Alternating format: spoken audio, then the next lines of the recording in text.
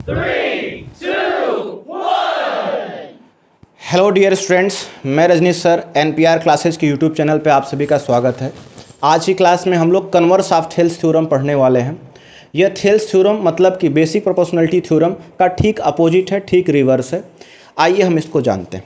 तो देखिएगा यहाँ पर आपको क्या है, स्टेटमेंट सबसे पहले आपको ध्यान में देना है कि if a line divides any two sides of a triangle in the same ratio then line must be parallel to third side. इसका मतलब है कि अगर एक लाइन किसी ट्रायंगल के दो साइड्स को सेम रेशियो में डिवाइड करती है, अब वो लाइन कौन सी है तो आप फिगर पे देखेंगे ए बी और ए सी। आपका फिगर भी समझाते हुए चलता हूँ, ए बी और ए सी है जिसमें लाइन आपका एक डी ई जा रही है। यह ट्रायंगल्स के दो साइड्स को सेम रेशियो में डिवाइड करती है। इसका मतलब A D upon D B जो है वो ए ई अपॉन ई सी होगा। ये गिवन आपको दिया हुआ, आप देख सकते हैं कि in triangle A B C a line L intersecting A B at D and A C at ई।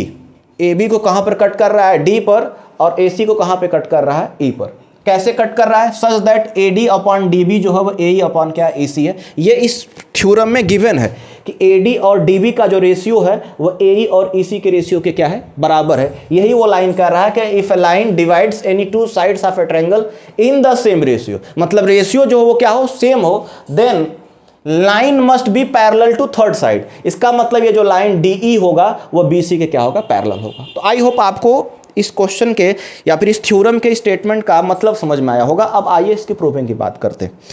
तो कई बार कई सारे ऐसे थ्योरम्स मिलते हैं जिनको प्रूव करते समय आपको जो भी स्टेटमेंट में प्रूव करना होता है उसका ठीक रिवर्स आपको मानना पड़ेगा। तो यहाँ पर आपको उसी तरीके का यूज करना है कि ठीक रिवर्स आपको मानना होगा। और रिवर्स हम यहाँ पर मानेंगे भी तो क्या मानेंगे कि हम लेट कर लेंगे कि ये डी ई जो है बी सी के पैरेलल नहीं है, और अगर ये डी ई बी सी के पैरेलल नहीं है तो कंस्ट्रक्शन में हमें एक ऐसी लाइन माननी पड़ेगी जो बी सी के क्या हो, पैरेलल है। तो वो लाइन हम मान लेंगे, यहाँ पर देखिए मैं ड्रॉ कर रहा हूँ, ये कंस्ट्रक्शन में जाएगा। ये लाइन हम मान लेंगे कि ये डी एफ एक ऐसी लाइन है जो बी सी के क्या है, पैरेलल है। तो यहाँ पर देखें कंस्ट्रक्शन में हमने माना है, construction draw a line D F parallel to क्या, बी सी।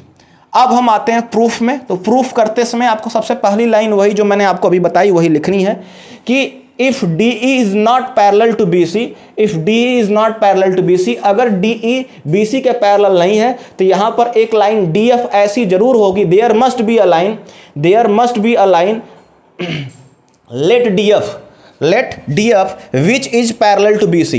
अगर DE BC के पैरेलल नहीं है तो यहां पर एक लाइन ऐसी DF जरूर होगी, अब नाम आप चाहे जो भी रख सकते हैं, जो BC के क्या होगी, पैरेलल होगी। हमने क्या माना, मैं फिर से रिपीट कर रहा हूं कि अगर DE BC के पैरेलल नहीं है, हम जो प्रूफ करना उसका रिवर्स मान रहे हैं कि DE BC के पैरेलल नहीं है तो यहां पर एक लाइन DF ऐसी जरूर होगी जो BC की क्या होगी, पैरेलल होगी। हमने यहां पर लिख लिया। तो अगर ऐसा हुआ तो हम थेल्स थ्योरम के बेसिस पे क्या लिख सकते हैं, तो लिख सकते हैं ए डी अपॉन क्या, डी बी बराबर क्या लिख सकते हैं, ए एफ अपॉन क्या लिख सकते हैं, F C.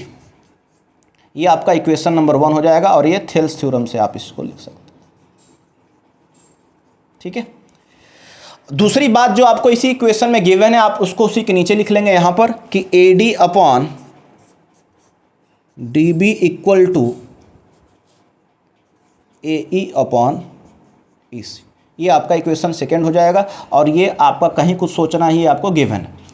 A D upon D B is equal to A F upon F C कैसे हो गया, क्योंकि हमने माना कि डी एफ जो है बी सी के पैरेलल है और अगर पैरेलल लाइन होती है तो वो रिमेनिंग टू साइड्स को सेम रेशियो में डिवाइड करती है, इसलिए A D upon D B जो हो गया वो A F upon F C के बराबर हो गया, जो हमने यहाँ पर लिखा कि A D upon D B is equal to A F upon क्या हो गया, एफ सी। ये हमने थेल्स थ्योरम पर यहाँ चीज़ लिख सकते हैं, ये होता है।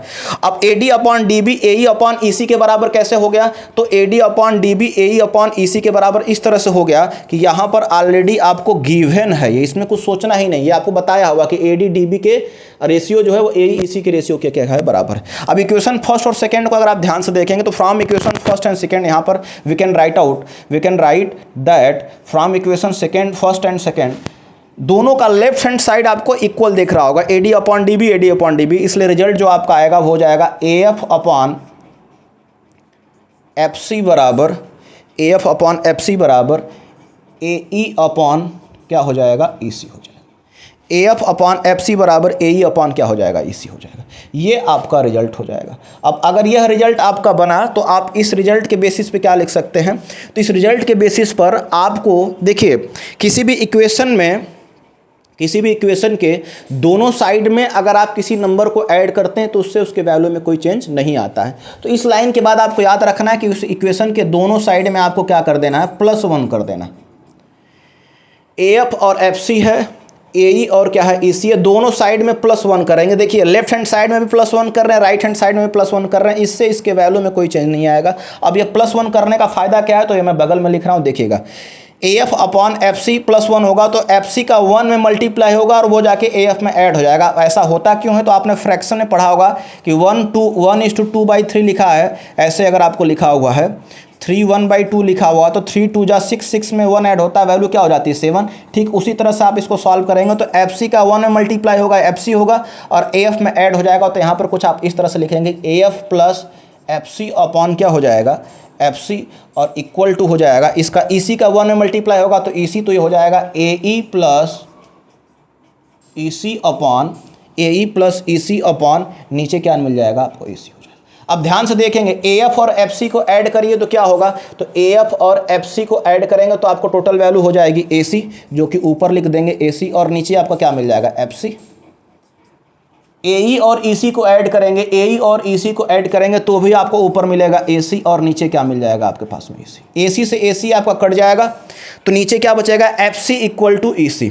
अब आपका जो रिजल्ट आया वो हो गया क्या, FC इक्वल टू EC। यही आपका मेन पॉइंट है। FC जो है वो EC के बराबर कैसे हो सकता है, FC EC के बराबर तभी हो सकता है जब F और E दोनों जो पॉइंट हो वो क्या हो, सेम हो। तो आप FC इक्वल टू EC लिखेंगे और इसके बाद वाली स्टेटमेंट जो मैं बोल रहा हूँ वो ध्यान से आप कॉपी कर लीजिएगा कि FC equal to EC it only happens when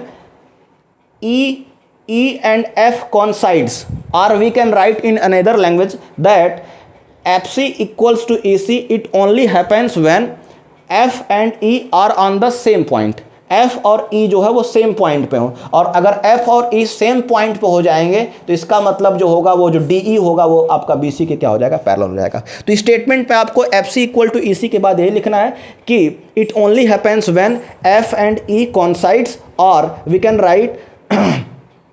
can write it only happens when F and E on the same points. F और E जो है एक पॉइंट पर होंगे तभी ऐसा हो सकता है कि FC जो हो वो EC के क्या हो, बराबर हो। इसका मतलब जो हो जाएगा, जो हमारी रिक्वायरमेंट है वो हमारी प्रूफ हो जाएगी, क्योंकि DF ऑलरेडी जो है BC के पैरेलल है। इसका मतलब DE जो होगा वो भी क्या होगा, BC के पैरेलल होगा। तो we can write out DE parallel to BC। तो ये आपका था converse theorem, converse of Thales theorem. I hope आपको पूरी बात समझ में आई होगी। मैं थोड़ा साइड हो गया, आप इसका स्टेटमेंट का कॉपी कर लेंगे, स्क्रीनशॉट ले लेंगे और प्रॉपर वे में इसको जिस तरह से मैंने स्टेटमेंट को बोला उस तरह से इसको लिख लीजिएगा। कोशिश करेंगे कि ऑर्डर जो लिखने का हो वो आपका सही हो, वर्ड आप प्रॉपर वे में लिखें, जो सेंटेंस लिखें वो मीनिंगफुल हो, तो आपके थ्योरम्स में से एक भी नंबर नहीं कटेंगे और प्रॉपर वे में चीज़ें आपको याद रहेंगी। हर थ्योरम्स का स्टार्टिंग से एंड आपको माइंड में एक बार रिकॉल कर लेना है। जो भी चीज़ आपको पढ़ने में कन्फ्यूज कर रही हो, वीडियो को 1 से 2 बार देख लीजिए, प्रॉपर वे में सारी चीज़ें क्लियर होंगी। आई होप आपको वीडियो समझ में आ रहा होगा। वीडियो बनाने में काफ़ी मेहनत लग रही है, इसलिए आप सभी स्टूडेंट से रिक्वेस्ट है कि आप लोग वीडियो को ज़्यादा से ज़्यादा शेयर करें, अपना कमेंट और जेन्युइन फीडबैक जरूर दें। जो भी चीज़ें आपको प्लस और माइनस वीडियो में लग रही हैं आप उनको ज़रूर बताएं और मुझे सपोर्ट करते रहें। I need your support. Thank you very much.